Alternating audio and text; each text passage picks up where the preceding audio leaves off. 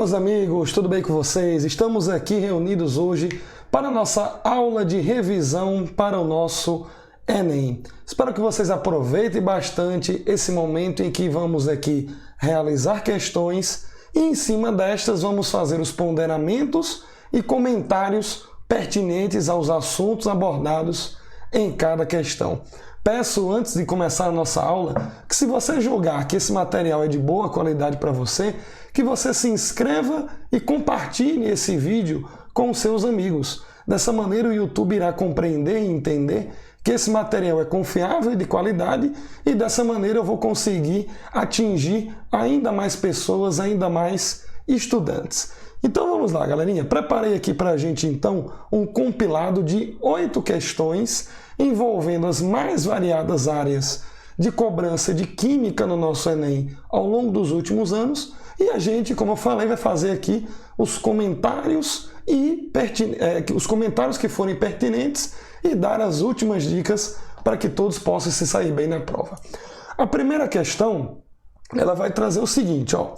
Ela diz: um veterinário prescreveu um medicamento na forma de suspensão oral para um cachorro, pesando 32 quilos. De acordo com o receituário, a psicologia seria de 2 gotas por 4 quilos do animal. Observe que essa informação aqui, ela traz uma relevância matemática para a gente.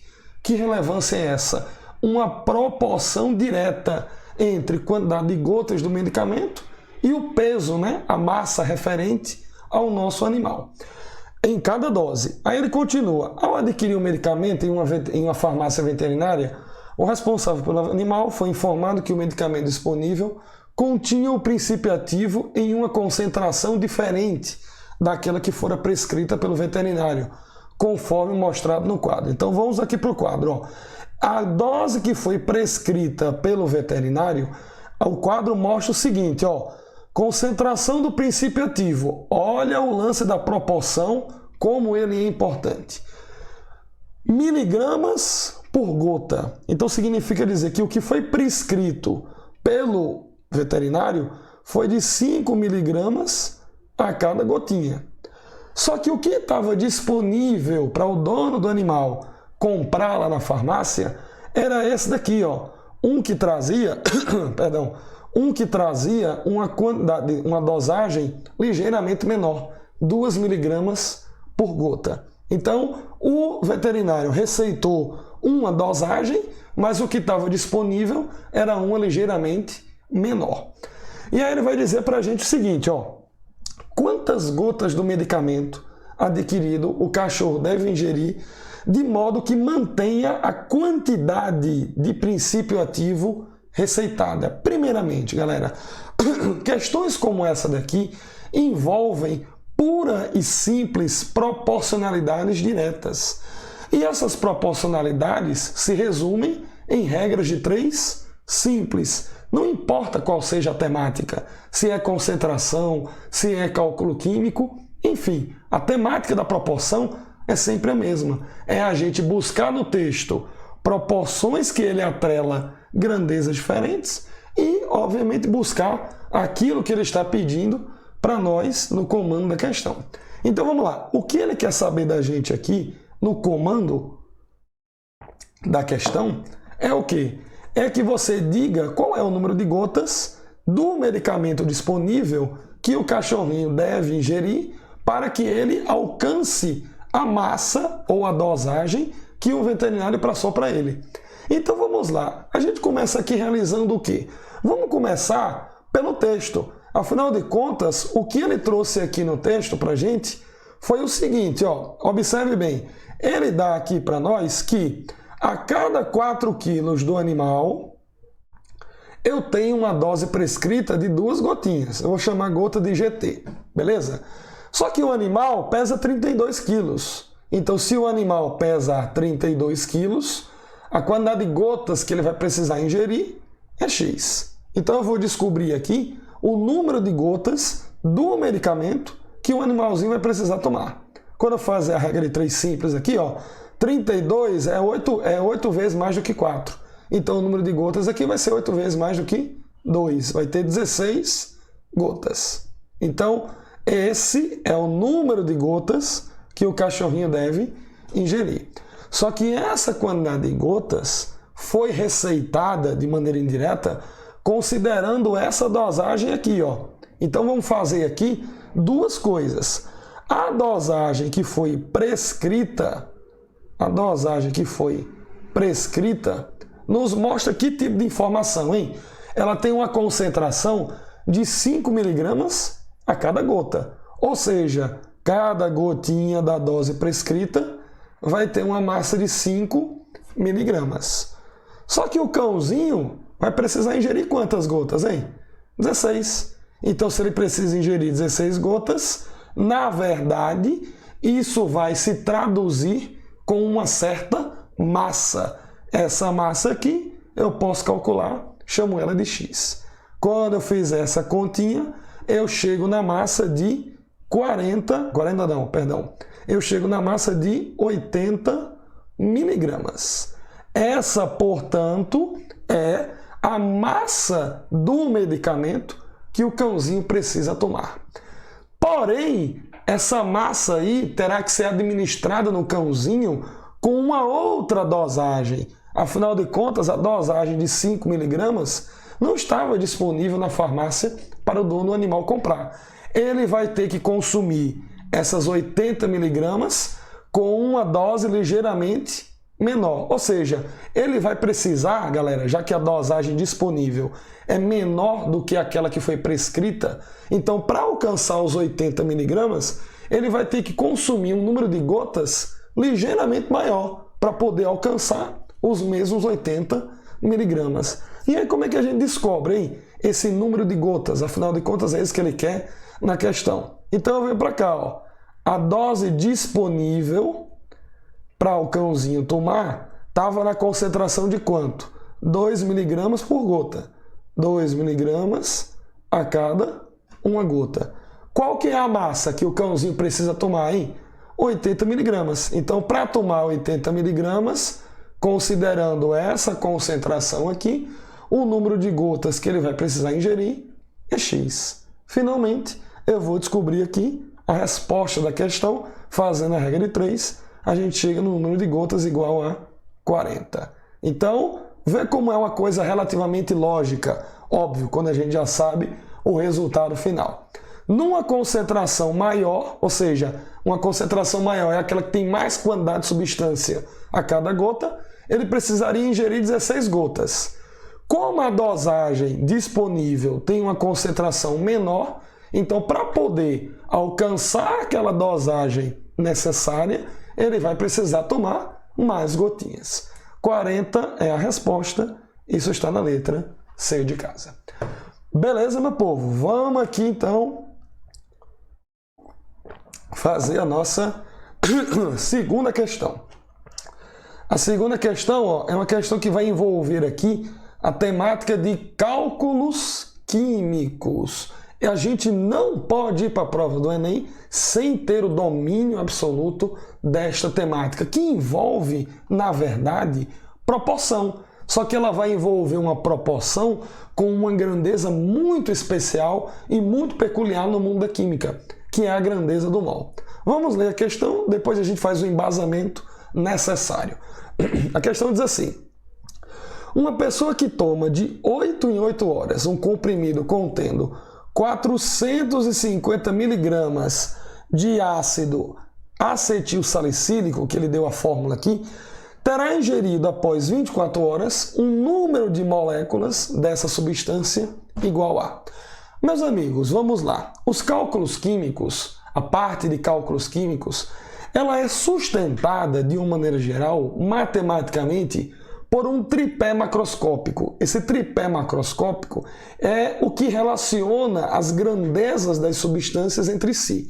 Como que é esse tripé macroscópico, professor? Como o próprio nome já diz, vai envolver 3 grandezas que nós podemos correlacionar entre si para representar a quantidade de uma substância química.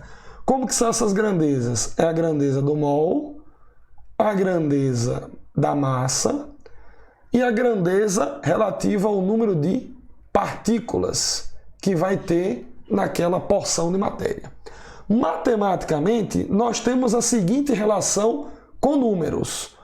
1 mol de uma substância sempre é proporcional a uma massa que nós chamamos de massa molar. Essa massa molar ela é sempre dada em grama por mol. Nunca é bom a gente deixar isso esquecer.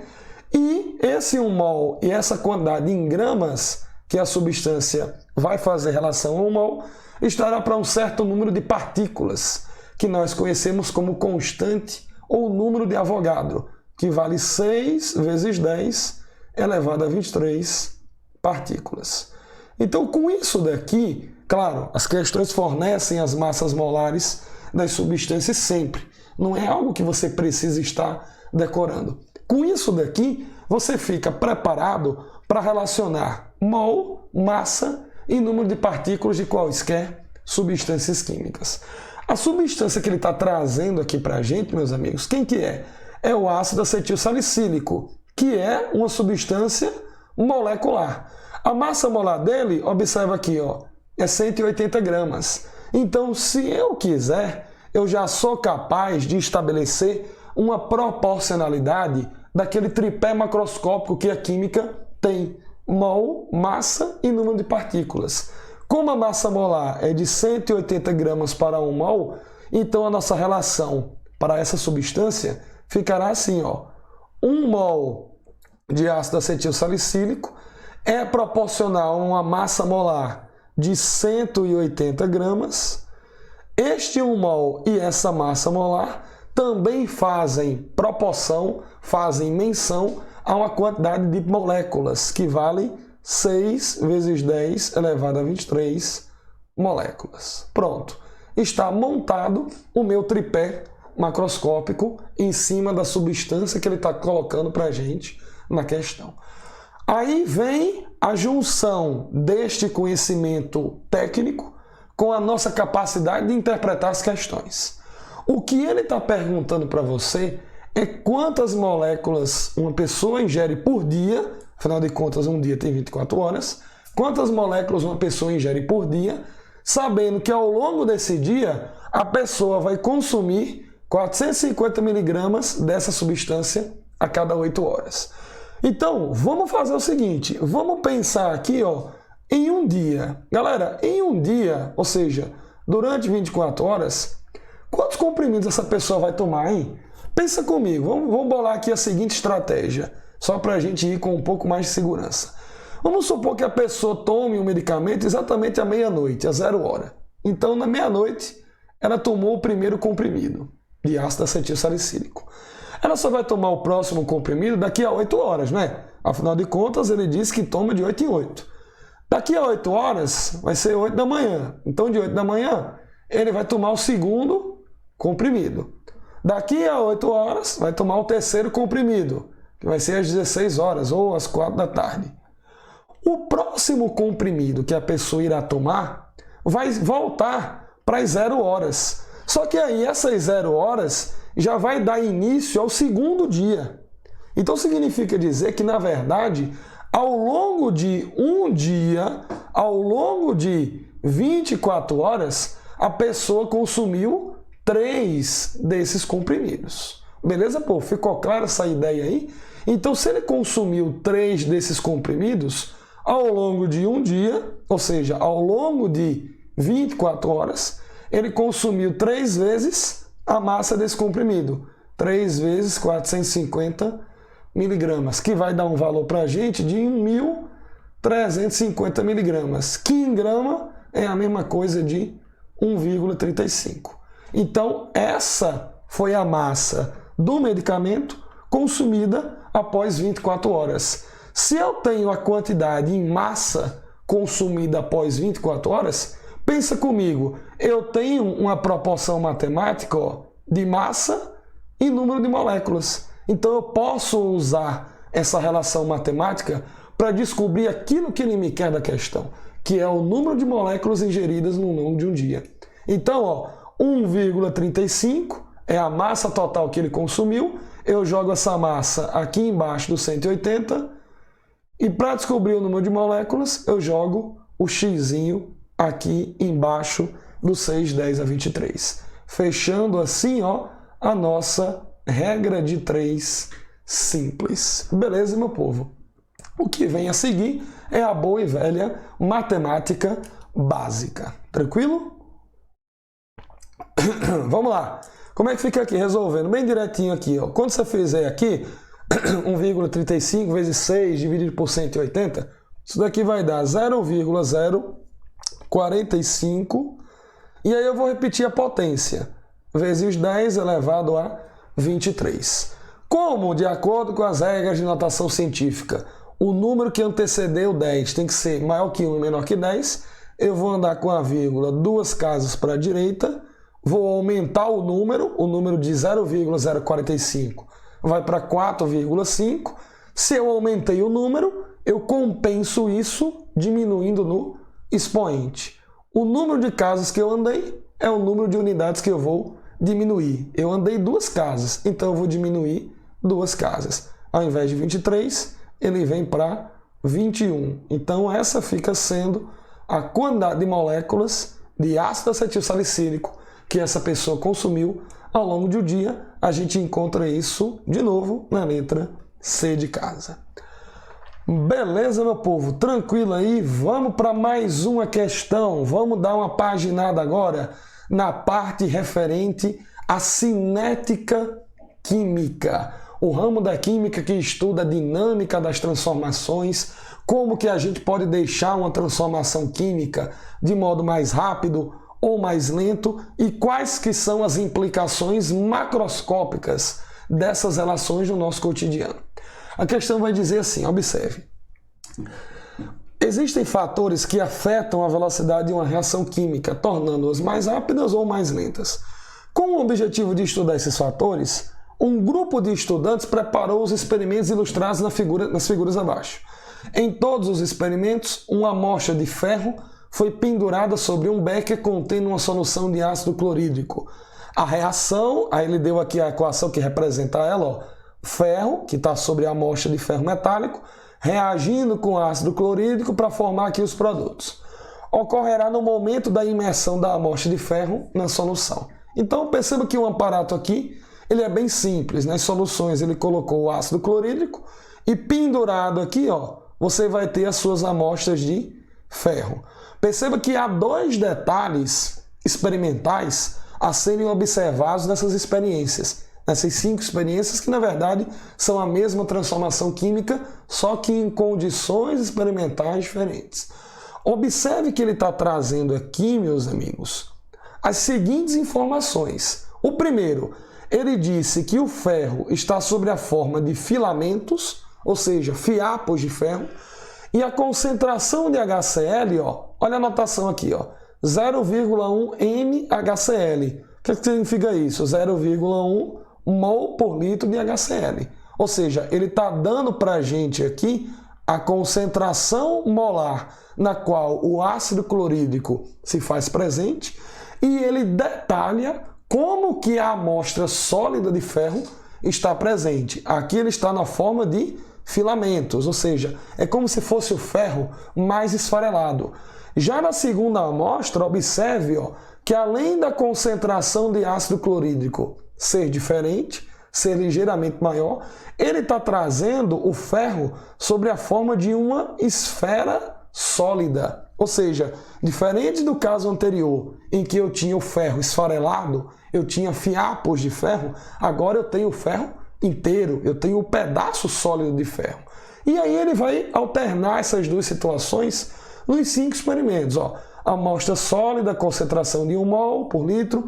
De novo, ele traz filamentos aqui, concentração de 1 mol. E aqui ele traz o ferro, de novo, sólido, concentração de 0,1 mol por litro. Galera, de uma maneira bem direta, nós vamos relembrar todos os detalhes aqui dos fatores que deixam as reações mais rápidas ou mais lentas. Mas nessa questão, de maneira direta, ele está colocando aí 2 condições experimentais para a gente. Uma, e talvez a mais notória de todas, é a concentração dos reagentes na forma de ácido clorídrico, em que você tem, em algumas situações, uma concentração maior e em outras situações você tem uma concentração menor de ácido clorídrico. E a segunda condição que ele está alternando aí nas 5 experiências é o estado do ferro. Quando eu me refiro ao estado do ferro, eu não estou querendo dizer o estado físico, porque nas 5 experiências o estado do ferro é sólido, mas ele está mudando o tipo de sólido que você tem. Num momento você tem um sólido mais esfarelado, que ele está falando aí na forma de filamentos. Num outro momento você tem um sólido mais inteiro, na forma de uma esfera. Isso daí é a superfície de contato do ferro que está mudando, beleza? A superfície de contato ela é referente sempre a reagentes no estado sólido e que mostra para a gente o quanto triturado, o quão quebradiço vai estar esse reagente no estado sólido.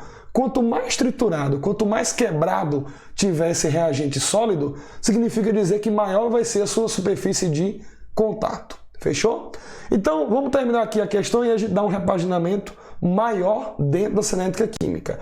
Ele diz, considerando que os experimentos apresentam massas iguais de ferro e volumes iguais de soluções, analise as figuras e assinale a alternativa que indica a experiência de maior velocidade. Meus amigos, nós temos, de uma maneira bem geral, 2 maneiras de deixar uma reação química mais rápida. Que maneiras são essas?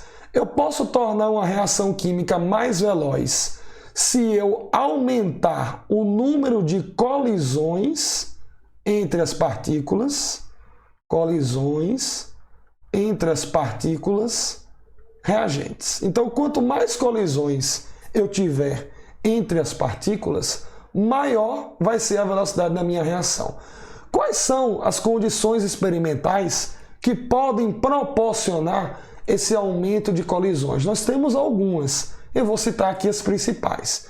Nós podemos aumentar a concentração dos reagentes, nós podemos aumentar a temperatura na qual a reação está sendo submetida, nós podemos aumentar a pressão na qual a reação está sendo submetida, nós podemos aumentar a incidência de luz nas reações químicas e nós podemos aumentar a superfície de contato entre os reagentes. Essa superfície de contato aqui é aquilo que eu falei anteriormente. Superfície de contato é uma condição experimental que faz menção a reagentes no estado sólido. Quanto mais triturado, quanto mais quebradiço estiver o meu reagente sólido, significa que maior vai ser a sua superfície de contato. É como se você, por exemplo, pegasse um comprimido nas suas mãos e você fosse quebrando esse comprimido em farelos. Tu concorda que o comprimido ainda vai estar no estado sólido, só que ele vai estar mais quebradiço, ele vai estar mais partido, ele vai estar mais triturado. Então, quanto mais triturado tiver um reagente sólido, significa dizer que a sua superfície de contato é maior. E em que isso implica, Marcos? Em que isso vai modificar a velocidade da reação? Se o reagente está mais triturado, significa dizer que microscopicamente as suas partículas estão mais livres, têm uma mobilidade maior para agir no meio reacional. Consequentemente, elas vão bater mais umas nas outras, mais colisões, a velocidade da reação vai aumentar. Beleza, meus amigos? E, só para fechar aqui nossa revisão sobre esse tema, nós também temos um fator que pode acelerar uma reação química, só que ele vai agir de uma maneira ligeiramente diferente desses que a gente citou aqui. Eu estou mencionando o catalisador. O catalisador é uma substância qualquer, vamos dizer assim, que pode agir em uma reação química com um único objetivo. Que objetivo é esse? Reduzir, diminuir a energia de ativação de uma reação. O catalisador age numa reação química promovendo um novo caminho energético. Ele vai promover novas interações, novos tipos de colisões que vão requerer menos energia do que o modelo anterior. Consequentemente, se a reação vai necessitar de menos energia para acontecer, ela vai acabar acontecendo com uma rapidez maior, com uma velocidade maior. Então o catalisador age de maneira totalmente diferente dos 5 anteriores que nós citamos. O catalisador consegue aumentar a velocidade de uma reação química, mas não com o aumento de colisões. Ele consegue aumentar a velocidade da reação, diminuindo a sua energia de ativação. Beleza, meu povo? Fica muito esperto em relação a essa temática aí de fatores que mudam reações químicas no que diz respeito à sua velocidade. Então, aqui, ó, voltando para a nossa questão, vamos responder ela com um senso um pouco mais apurado. O que é que nós temos aqui? Nós temos duas condições experimentais. Nós temos a concentração do HCl e nós temos a superfície de contato do nosso reagente ferro. Quanto maior for a concentração de HCl e quanto maior for a superfície de contato do ferro, ou seja, esses dois fatores aqui envolvidos simultaneamente, significa dizer que a minha reação será mais rápida. Vamos lá. Primeiro, galera, olhando apenas para a concentração do HCl. Aonde que eu vou ter as maiores concentrações de HCl desses 5 aí, hein? Eu vou ter as maiores concentrações, ó, aqui na experiência 3 e aqui na experiência de número 4. É onde eu tenho as maiores concentrações de HCl. 1 mol por litro, ambos. Nas outras experiências eu tenho sempre um valor menor do que 1 mol por litro. Quem é que vai decidir essa parada em quem vai ser a reação mais rápida? A terceira ou a quarta? Quem vai decidir essa parada é a superfície de contato do ferro. Observe que aqui na terceira eu tenho uma esfera de ferro sólida. Olha o ferrinho aqui inteiraço. E na quarta experiência você tem o ferro em filamentos. Você tem o ferrinho, ó, mais triturado, mais quebrado, mais partido. Então significa que na experiência 4 é onde você tem a maior superfície de contato do ferro, atrelado a uma concentração de ácido maior. Então a experiência 4 é a experiência dessas 5 que vai trazer a maior velocidade de reação. Letra A como resposta. Beleza, meu povo? Fica esperto aí nessa temática de cinética química, que tem sido um tema bastante abordado nas últimas edições do Enem. Beleza? Vamos lá, vamos seguindo aqui o barco. Ó. Questão de número 4. Questão de número 4 é aquela clássica. É a questão de termoquímica que vai envolver lei de Hess, que é uma metodologia químico-matemática, vamos dizer assim, que nós temos para calcular o ΔH de uma reação química. A questão diz assim para a gente, ó, a hidrogenação do acetileno é efetuada pela reação desse gás com hidrogênio, originando nesse processo o etano gasoso, conforme mostra a equação abaixo. Perceba que você tem aqui 2 reagentes e um produto, a equação já está devidamente balanceada e ele não me deu o ΔH nessa reação. Não é por acaso. Aí ele vai dizer o seguinte, ó, é possível determinar a variação de entalpia desse processo a partir de outras equações termoquímicas por meio da lei de Hess. A metodologia da lei de Hess é a metodologia em que você usa um princípio chamado de sistema matemático, em que você vai tomar as suas equações químicas como sendo equações matemáticas, reagentes e produtos se transformam, vamos dizer assim, em primeiro e segundo membro dessas equações matemáticas, e você poderá fazer mexidas, ajustes nessas equações aqui, de maneira a deixar essas equações do mesmo jeito da equação química na qual se quer determinar o ΔH. Essa equação química na qual se quer determinar o ΔH, nós chamamos de reação global, ou também chamada por alguns autores de reação mãe. É a reação alvo, na verdade. A reação global é a nossa reação alvo. As equações intermediárias, que assim nós chamamos, são as equações termoquímicas quaisquer que ele fornece para a gente no corpo da questão, que vai possibilitar, na verdade, nós chegarmos ao ΔH da reação global. Então ele deu aqui 3 equações termoquímicas com os respectivos valores de ΔH e vai perguntar, usando as equações termoquímicas, qual é o ΔH da reação global aqui de cima. Meus amigos, Como é que a gente faz isso, hein? Presta atenção aqui que eu vou mostrar duas maneiras. Uma maneira na qual você deve se comportar na hora da sua prova e uma maneira para você ter a segurança, para você garantir que aquilo que você fez foi o correto. Se liga só na parada. Eu vou tomar, como eu falei, essa reação global aqui como sendo o meu alvo. Ela é a minha referência. Ela é a equação que eu vou me guiar, certo? Que eu vou me guiar para mexer nas outras três que ele me forneceu. O que é que essa reação aqui está me dizendo? Eu vou olhar para cada substância presente nessa reação global e vou deixar cada substância com a mesma cara, com a mesma fisionomia, com o mesmo rosto aqui nas equações intermediárias. Como assim, professor? Com a mesma cara, com o mesmo rosto? Vamos lá. A substância que está aparecendo aqui no reagente, a primeira substância da reação global, é o C2H2, é o gás acetileno. Como é que esse gás acetileno está aparecendo para mim nessa reação global? Ele está no reagente e está na quantidade de 1 mol. Concorda com essa ideia? Então essa é a cara dessa substância na reação global. Reagente na quantidade de 1 mol.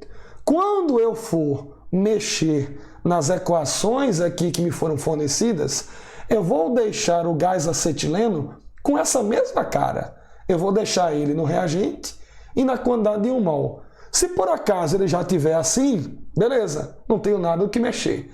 Se por acaso ele não tiver com essa cara, 1 mol e no reagente no caso, eu vou ter que efetuar alguns ajustes. Vamos lá. Onde que o C2H2 está presente nas nossas etapas, hein, meus amigos? Ele está presente aqui, ó, na reação de número 1. Observe que ele já está no reagente e já está na quantidade de 1 mol. Então, essa primeira equação, ó, eu vou manter ela do mesmo jeito que ela está aparecendo. Por quê? Porque ela está me fornecendo o C2H2 do mesmo jeito que eu quero lá na minha referência, que é no reagente e na quantidade de 1 mol. Então, eu mantenho essa equação e, consequentemente, mantenho intacto o valor do ΔH1 que ele está me fornecendo aqui. De boa? Analisando a próxima substância na nossa equação global, eu vejo que eu tenho aqui o gás hidrogênio, ó, H2. Qual que é a cara do gás hidrogênio na minha reação global? Afinal de contas, a reação global é a minha referência. Ela é que eu tenho que ter na mente como modelo, como referência. Eu tenho o gás hidrogênio no reagente, concorda? E ele está na quantidade, observe, de 2 mol. Então é dessa maneira que eu vou fazer o hidrogênio ficar lá nas reações intermediárias. Onde que está o hidrogênio aqui, galera? Nas reações intermediárias, hein? Ele não está na primeira equação, não está na segunda, eu vou encontrar ele aqui, ó, na terceira equação. Então vamos lá, vamos fazer o ajuste nessa terceira equação em relação ao hidrogênio, que é a substância que eu estou analisando na minha reação global. Eu quero deixar ele com a mesma cara que está na reação global. Como que ele está na reação global? Reagente e 2 mol. Aqui ele já está no reagente, só que ele não está na quantidade de 2 mol, ele está apenas na quantidade de 1 mol. Então o que é que eu tenho que fazer aqui? Eu vou pegar essa equação e vou dobrar ela, vou multiplicar ela por 2. Se eu dobro a equação, eu vou fazer a mesma coisa no ΔH. O que você faz com a equação química, você também faz com o ΔH. Afinal de contas, o ΔH ele está amarrado na equação química com relação à proporcionalidade das substâncias. Dobrou a equação, dobra o ΔH também. Fechou? Então vamos lá. Já ajustei aqui então o hidrogênio. Já sei que esse ΔH aqui, ó, da terceira reação, ele vai ser modificado. Ele vai ser modificado em relação ao quê? Eu vou dobrar ele. E falta a gente analisar uma substância, não é? Lá na reação global. Qual é a substância que falta a gente analisar? O C2H6. Observe que o C2H6 ele está aqui no produto e na quantidade de 1 molzinho. Então, assim ele deve ficar nas reações intermediárias, nas reações que me foram fornecidas. Pensa bem, eu já mantive a primeira, já ajustei aqui a terceira, falta ajustar a segunda, né? Mas vamos verificar no total. Onde que essa substância está presente, galera? Nas etapas intermediárias.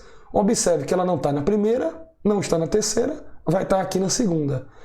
Perceba que a quantidade de 1 mol está sendo obedecida aqui. Só que a posição dele na reação não está.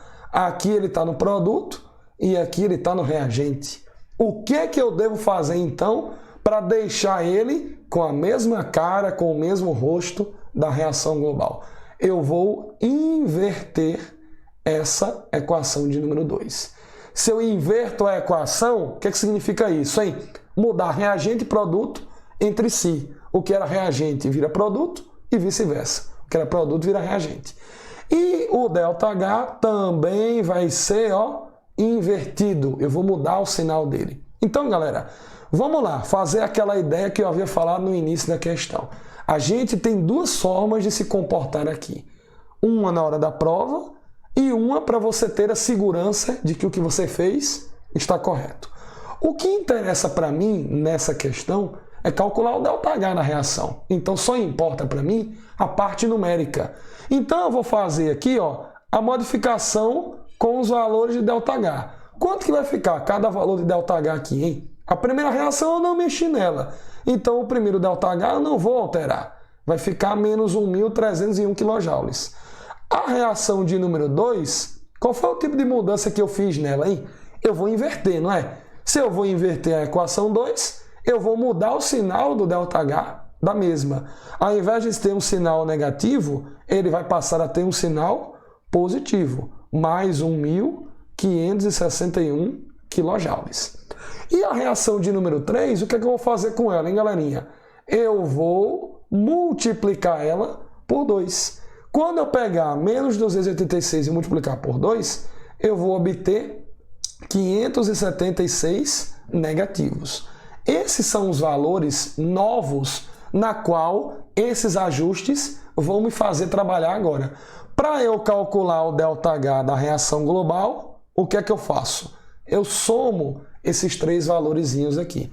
Quando eu somar esses três valores aqui, você vai chegar num valor final de menos 312 kJ. Esse é o resultado presente aqui na letra B de bola. Beleza, meu povo? Mas aí, como saber que o que você fez está correto ou não?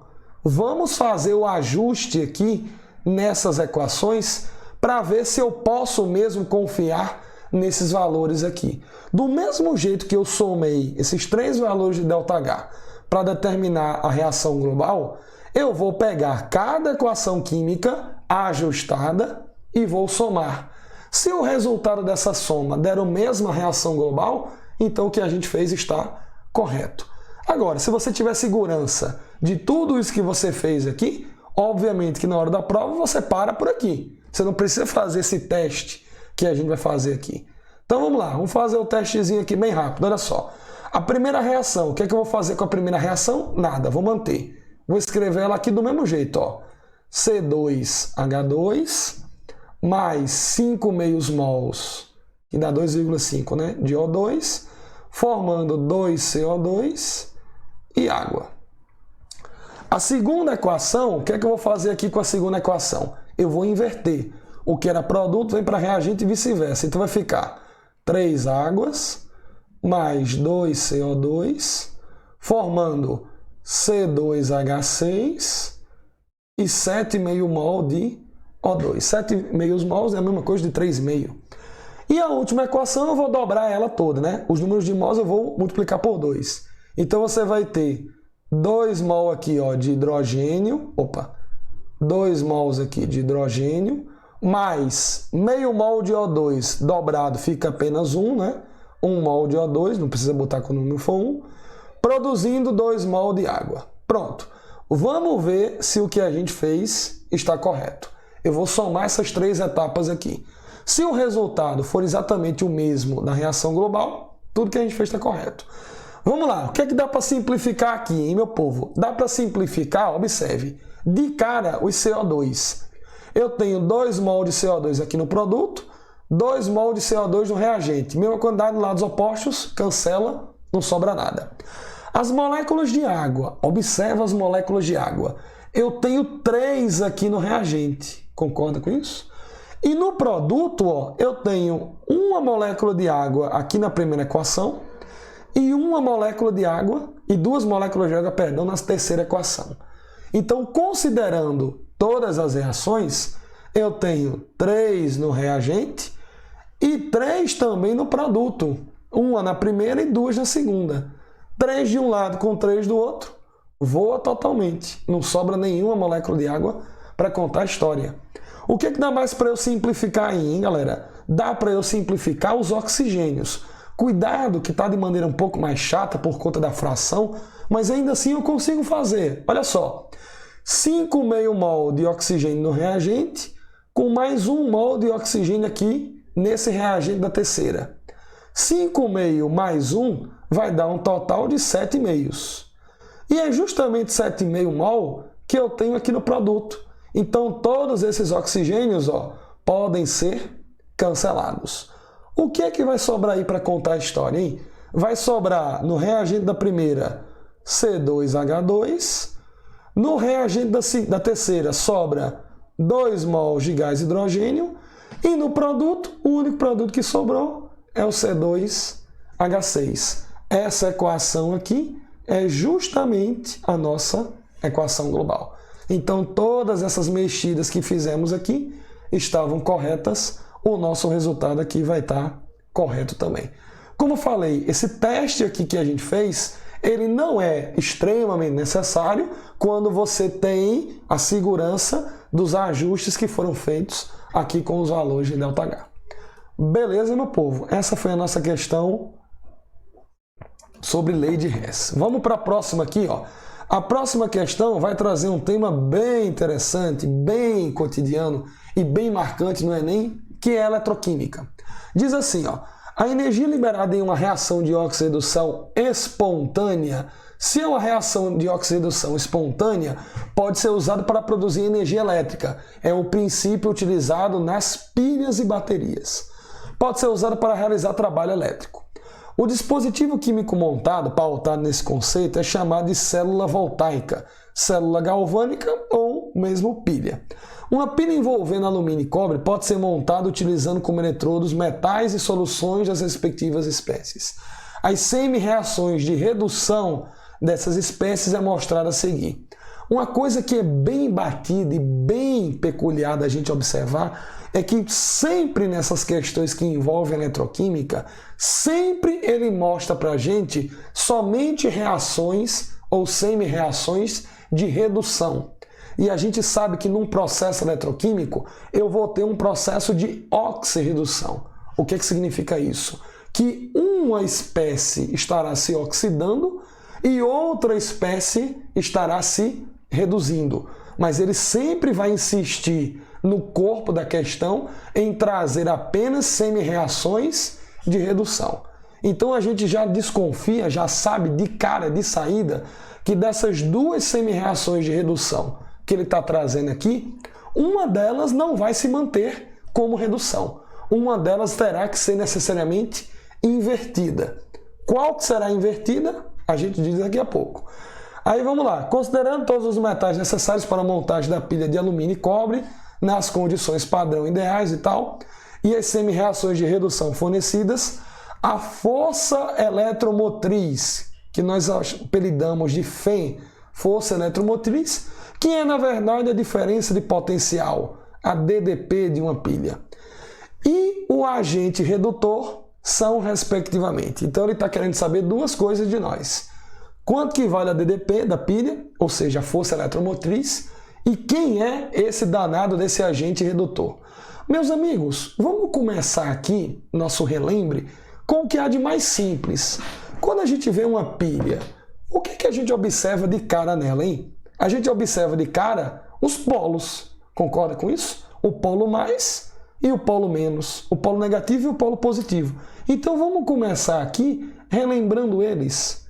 Polo negativo e polo positivo. Meus amigos, como é que se dá o processo de produção de energia aqui? Tudo começa com uma reação de oxirredução. A reação de oxirredução, do ponto de vista estrutural, quando você tem a engenharia toda montada, ela vai propiciar um fluxo, uma transferência de elétrons de um polo até outro.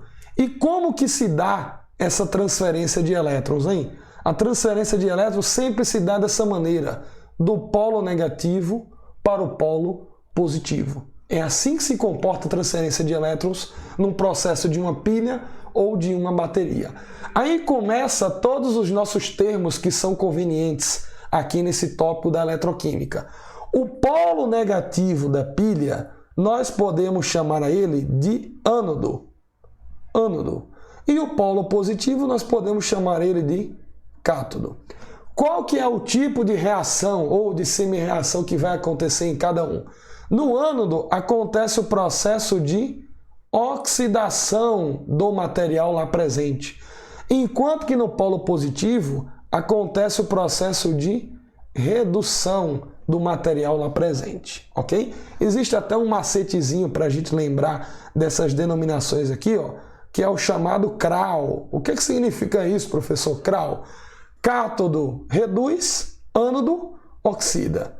Cátodo reduz, ânodo oxida. Mais um macete que a gente tem na química para lembrar de coisas que não são tão intuitivas, não estão na ponta da língua sempre na nossa cabeça.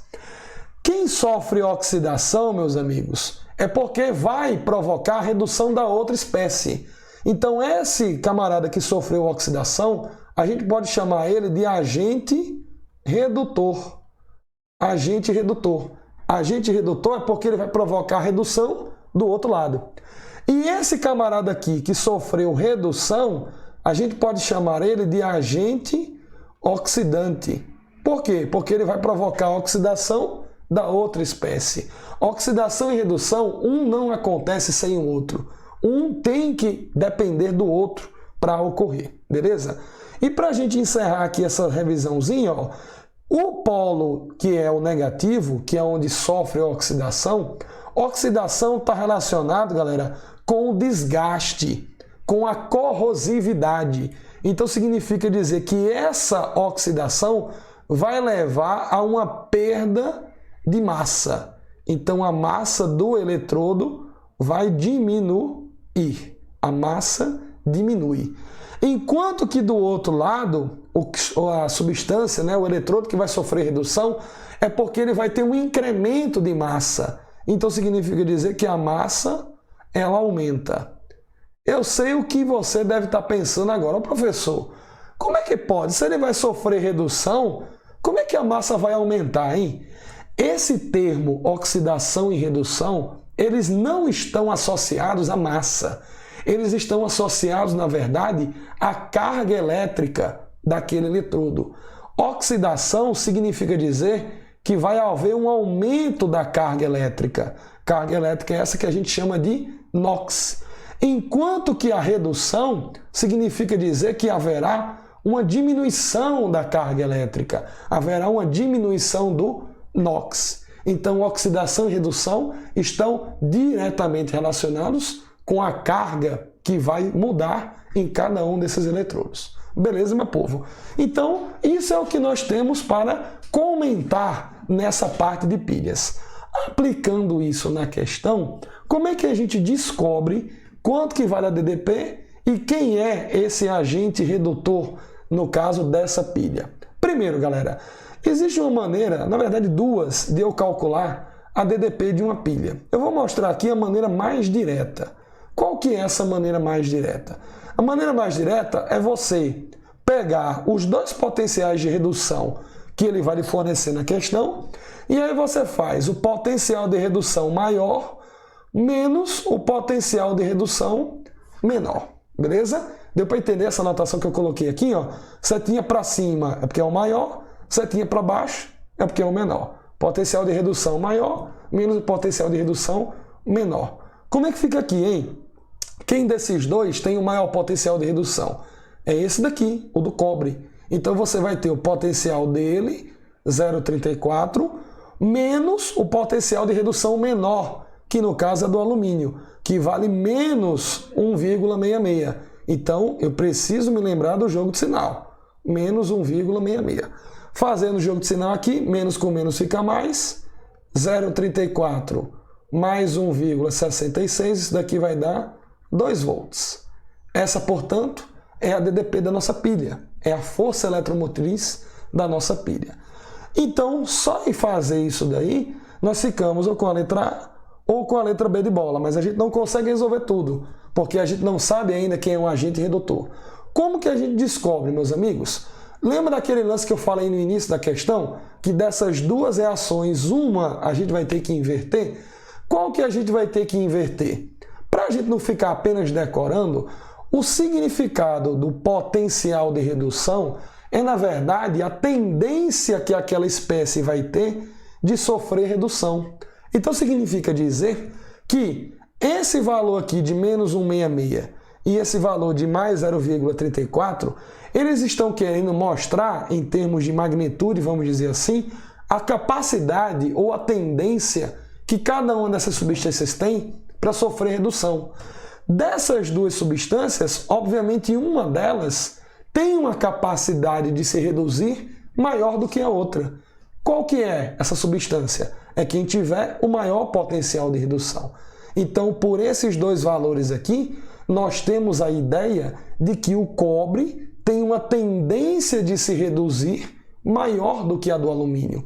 Então, significa dizer que o cobre vai sofrer redução e o alumínio não vai sofrer redução. Se o alumínio não vai sofrer redução, significa o quê? Ele só pode sofrer o oposto. Ele só pode sofrer oxidação. Então, significa dizer que o alumínio vai ser a espécie química que vai se oxidar e o cobre vai ser a espécie química que vai se reduzir. Beleza, meu povo? Se o cobre vai se reduzir e o alumínio é que vai se oxidar, pensa comigo, quem que é o agente redutor nessa história, hein? O agente redutor é aquele que vai sofrer a oxidação. E quem sofre a oxidação aqui é o alumínio, né? Porque ele tem o potencial de redução menor, como comentamos anteriormente. Então, o alumínio vai ser a espécie química responsável por se oxidar. Ele sofre oxidação, consequentemente, a gente chama ele também de agente redutor. Portanto, o alumínio é o agente redutor, nós ficamos com a letra B de bola como sendo a nossa resposta correta. Beleza, meu povo? Fica esperto aí nessa parte de pilhas, porque com certeza é um dos temas muito abordados no nosso Enem. Vamos para a sexta questão aqui, ó. A sexta questão aqui vai falar um pouco de propriedades físicas de substâncias. Diz assim, ó: o quadro apresenta a composição do petróleo. Está aqui a composição do petróleo. Petróleo esse, que é uma fonte fóssil, obviamente, e que ele é rico em hidrocarbonetos. É uma fonte rica em hidrocarbonetos. O que são hidrocarbonetos mesmo, hein? Compostos que têm apenas carbono e hidrogênio. Hidrocarbonetos esses que são apolares. Substâncias apolares. Significa dizer que essas substâncias não são capazes de se dissolver em solventes polares, como é o caso da água. São substâncias que não se misturam à água, não vão formar misturas homogêneas com a água. Observe aqui, ó, que você tem vários derivados aqui do petróleo. Você tem o gás, a gasolina, o querosene, os lubrificantes, a parte sólida. Perceba que o que muda entre eles é a quantidade de carbonos que eles vão ter em suas estruturas moleculares. E quanto mais carbonos eles têm, galera, observe, o ponto de ebulição vai aumentando.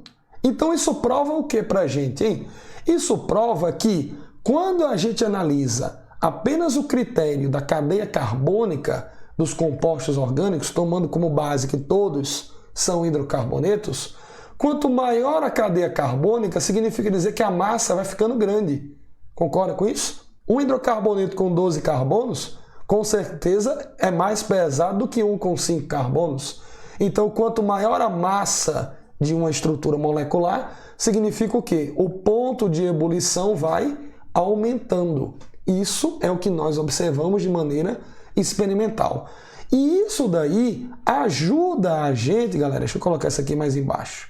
Quanto maior a massa, maior vai ser o ponto de ebulição. Isso daí, do ponto de vista experimental, ajuda a indústria a obter os derivados de petróleo que a gente conhece.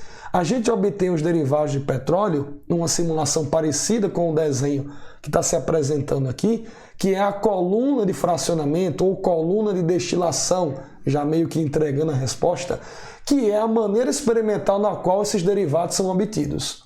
A partir do aquecimento gradual, gradativo do petróleo, nós podemos eliminar, vamos dizer assim, retirar da mistura, nós podemos obter da mistura os diversos derivados de petróleo. Então olha aqui, ó, a gente faz um aquecimento leve de 20 graus, que é um aquecimento pequeno, então a gente vai conseguir extrair dessa fração do petróleo aqueles componentes que são mais voláteis, vamos dizer assim, aqueles componentes que têm um ponto de ebulição pequeno, que geralmente são os gases ali, o gás GNV, o gás propano, butano, que é o gás de cozinha.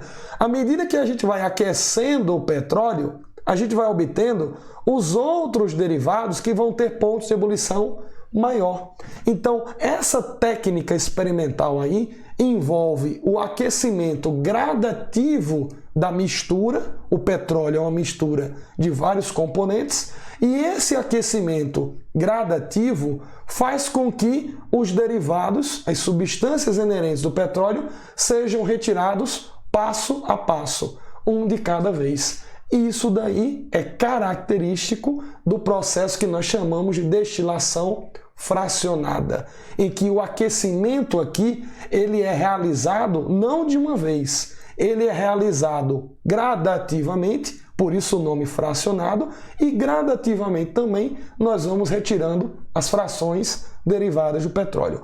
Aqui quando ele pergunta para separar os constituintes do petróleo com o objetivo de produzir gasolina, o método a ser utilizado é, não importa se é para produzir gasolina, querosene, parafinas, óleos lubrificantes, o processo é sempre o mesmo, destilação fracionada. No caso aqui a gente encontra apenas destilação presentes na letra B de bola. Beleza, meu povo? Um tema bastante peculiar, esse de separação de mistura, e que a gente tem que estar esperto. Sempre que envolver aquecimento da mistura, aquecimento da amostra que a gente está analisando, com certeza existe chance de se tratar de um processo chamado de destilação. Beleza? Vamos para a questão 7 aqui, ó, a penúltima questão, a questão que vai falar sobre radioatividade. Muito interessante. Diz assim, ó, embora a energia nuclear possa ser utilizada para fins pacíficos, recentes conflitos geopolíticos têm trazido preocupações em várias partes do planeta e estimulado discussões visando o combate ao uso de armas de destruição em massa.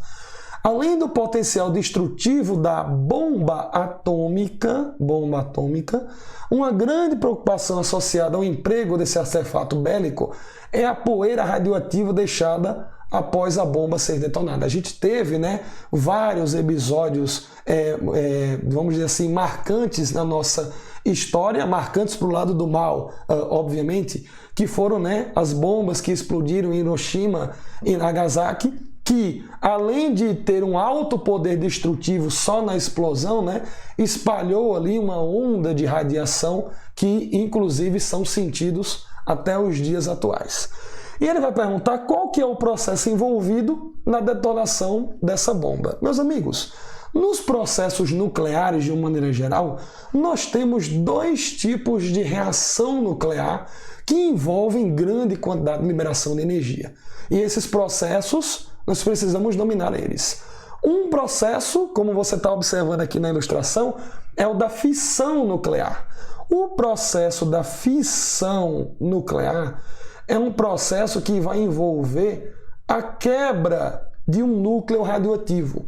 Essa quebra de um núcleo radioativo, ela é provocada pela colisão em altíssima velocidade de um nêutron que se choca contra esse núcleo radioativo, originando dois núcleos menores, que nós podemos chamar de lixo radioativo, e que vai envolver outros dois aspectos importantes. A liberação de energia, consequentemente, e a liberação de outros 3 nêutrons. Esses outros 3 nêutrons são, digamos assim, o coração da reação de fissão nuclear.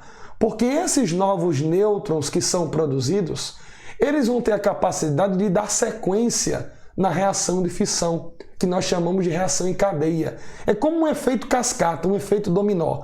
Quando a gente monta uma pilha de dominó, um atrás do outro, pertinho um do outro, e a gente quer derrubar todos eles, a gente não precisa tocar em todos. A gente toca apenas no primeiro. Concorda com isso? Porque o primeiro vai sair derrubando o segundo, que derruba o terceiro, que derruba o quarto, e assim sucessivamente. Então esses nêutrons aqui, ó, eles vão poder se chocar com outros núcleos de urânio, por exemplo, com outros núcleos radioativos, e vão poder dar sequência na reação de fissão nuclear. É o que nós chamamos de reação ou processo em cadeia. Essas reações de fissão nuclear, aonde é que elas estão presentes? Elas estão presentes nas bombas atômicas e nas usinas nucleares. O processo de obtenção de energia nuclear pelas usinas utiliza como princípio científico um processo de fissão nuclear, que obviamente é um processo mais controlado do que uma bomba atômica. Mas os dois, bomba atômica e usina nuclear, são exemplos, vamos dizer assim, industriais do uso da energia nuclear, tomando como base a fissão. Beleza, meu povo? E um outro exemplo de reação nuclear que nós temos, ao contrário da fissão, é a reação de fusão nuclear, em que, ao contrário da fissão em que você quebra, na fusão você une, você vai provocar a união de 2 núcleos atômicos. Só que essa união, galera, ela é uma união muito difícil de acontecer. Ela acontece em condições muito, mas muito drásticas. Condições essas tão drásticas que chegam a se aproximar das condições de temperatura e pressão da superfície solar. Por isso que na superfície solar nós temos inúmeras reações de fusão acontecendo, que são átomos de hidrogênio se colidindo e formando átomos de hélio e liberando grande quantidade de energia, porque o Sol, a estrela que é o Sol, fornece as condições experimentais para que 2 núcleos atômicos muito pequenos possam se colidir em condições favoráveis e formar um núcleo relativamente maior. A energia que aqui é liberada, ela é muito alta, ela é altíssima. Uma aplicação dessa reação de fusão está nas bombas de hidrogênio, que nós chamamos de bombas H, que tem um poder de destruição 10, 15 vezes maior do que as bombas atômicas à base de fissão. Se a gente fizer uma comparação aqui, a energia que é liberada na fusão, ela é muito, muito maior do que a energia liberada na fissão nuclear. A questão não pergunta isso. A questão pergunta apenas qual que é o processo envolvido na detonação da bomba atômica. Como a gente comentou a seguir, a bomba atômica e as usinas nucleares utilizam como base o processo de fissão. E esse processo de fissão acontece como? Através do bombardeamento da colisão de nêutrons com os átomos, com os núcleos radioativos. A gente encontra essa resposta na letra A. Beleza, meu povo? Tranquilo aí? Fique esperto em radioatividade, em energia nuclear, os processos, as aplicações das energias nucleares. Nós temos processo de energia nuclear aplicado na medicina, no tratamento de câncer, as radioterapias. Então, a radioterapia, por exemplo, é uma aplicação benéfica da energia nuclear, em que a gente usa a energia nuclear, que é uma energia extremamente, vamos dizer assim, destrutiva. A gente usa essa energia para destruir, por exemplo, células cancerígenas numa pessoa. É claro que essa radiação, vamos dizer assim, essa energia num processo desse, ela é uma energia controlada, né, por equipamentos. A pessoa não fica exposta a uma quantidade exorbitante qualquer de energia. Há um processo relativamente controlado e relativamente seguro para que a pessoa possa usufruir desse tipo de tecnologia medicinal. Beleza? Vamos para a nossa última questão aqui da nossa revisão para o Enem, uma questão que menciona a química orgânica, meus amigos. E ela vai trazer aqui a química orgânica atrelada a um processo de interpretação que o Enem tem gostado muito de abordar nas suas provas. Ele diz assim, ó, Os compostos de Grignard foram preparados pela primeira vez por Victor Grignard no final do século XIX. Esses compostos podem ser obtidos pela reação de um haleto de alquila ou um haleto de arila com magnésio metálico, utilizando o éter como solvente, conforme mostrado na equação a seguir, nas equações a seguir. Observe que você tem dois exemplos aqui, né? Os dois exemplos você tem o haleto orgânico. O que é haleto orgânico mesmo, só para lembrar? É um elemento da família 7A, da tabela periódica. Geralmente ele utiliza cloro ou bromo, aqui está usando o bromo, se ligando ao carbono. Então você tem aqui, ó, bromo se ligando a carbono, bromo se ligando a carbono. Você tem os haletos os compostos haletos que a gente chama haleto de alquila e haleto de arila. Ao reagir com o magnésio se incorpora, vamos dizer assim, se impregna na molécula, formando o que a gente chama de compostos de Grignard, beleza?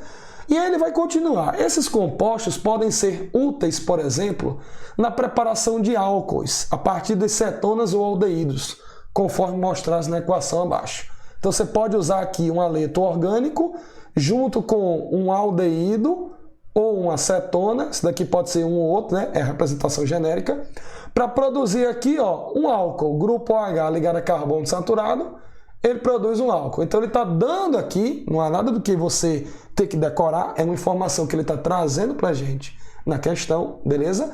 Que o composto de Grignard pode reagir com aldeído ou cetona e pode formar um álcool, beleza? É um dos meios de obtenção do álcool.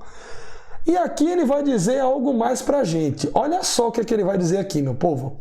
Os compostos de Grignard também podem reagir com as aminas, com os álcoois e com os ácidos carboxílicos.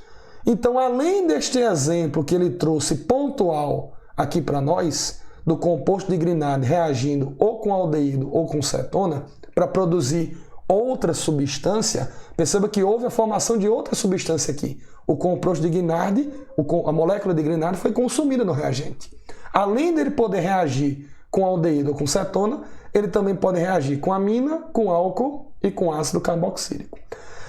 Para sintetizar um composto de Grignard, um laboratório dispõe dos seguintes reagentes. Tá aqui 5 moléculas que ele está trazendo. E aí ele vai dizer, ó, ele vai perguntar: dos compostos à disposição do laboratório, quais aqueles que podem ser escolhidos para preparar o composto de Grignard sem sofrer reações indesejáveis? Meus amigos, ele está fazendo uma pergunta bem direta, só que com uma condição. Como é que eu posso produzir um composto de Grignard, mas sem sofrer outras reações indesejáveis? Ele mostrou aqui no início da questão como que esse composto de Grignard é produzido.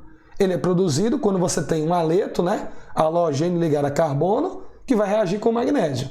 Então, para eu produzir o composto de Grignard, obrigatoriamente, na minha molécula orgânica, eu tenho que ter isso aqui, ó. Eu tenho que ter um halogênio. Senão, como é que eu vou formar o composto de Grignard? Ele deixou claro isso no texto. Observe que em todas as moléculas aqui, ó, em todas elas, sem exceção, eu tenho halogênios, que no caso aí, de novo, é o átomo de bromo. Então, todas as moléculas estão aptas a produzirem compostos de Grignard, porque todas elas têm o que é necessário: átomo halogênio. Átomo da família 7A, no caso, ele usou o bromo para isso. Porém, ele não quer que esse composto sofra reações indesejáveis. Galera, o que significa isso, reações indesejáveis? Isso bate com esse último parágrafo que ele trouxe aqui a nível de informação. Ele disse que os compostos de Grignard podem reagir com as aminas, com os álcoois e com os ácidos carboxílicos, além do aldeído e da cetona, que ele exemplificou aqui no modelo em que ele colocou. Então significa dizer que se eu tiver uma dessas funções aqui, o composto de Grignard vai reagir e vai formar outra coisa, igual foi esse exemplo em que ele trouxe aqui. Então significa dizer que para eu produzir o composto de Grignard e deixar apenas ele produzido, sem produzir outra coisa, eu devo evitar essas funções aqui. Eu devo evitar amina, devo evitar álcool e devo evitar ácido carboxílico.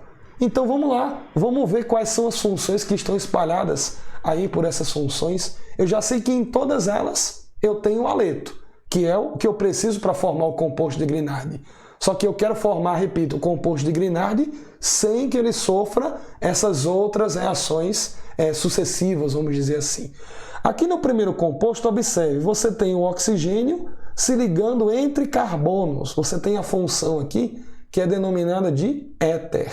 A função éter é a função em que você tem oxigênio entre carbonos.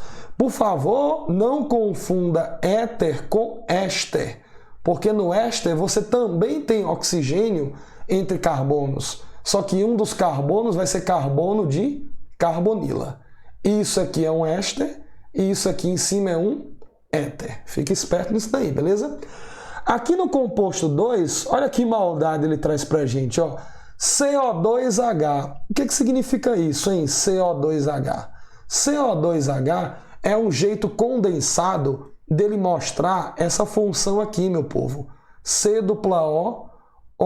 Que função é essa aqui, hein? C-O-O-H. Isso aqui é um ácido carboxílico. Então, esse CO2H aqui, ó, é um ácido carboxílico. Opa! Ácido carboxílico, ele disse aqui no texto que é um dos compostos em que o composto de Grignard sofre reação. Então, eu não devo escolher uma molécula que tenha ácido carboxílico. Porque se tiver ácido carboxílico, o composto de Grignard vai reagir com ele e vai formar alguma outra coisa. Então, eu vou evitar. Aqui, ó, no composto 3, observe que você tem o quê? Você tem um aldeído. C-O-O-H, aldeído. E ele falou para mim que o aldeído, assim como a cetona, foi o que ele trouxe aqui no exemplo, é um dos compostos em que o composto de Grignard reage para produzir outra coisa. Então eu também devo evitar essa substância 3. Porque se eu escolher a substância 3, o composto de Grignard vai reagir com o aldeído e vai formar outra coisa.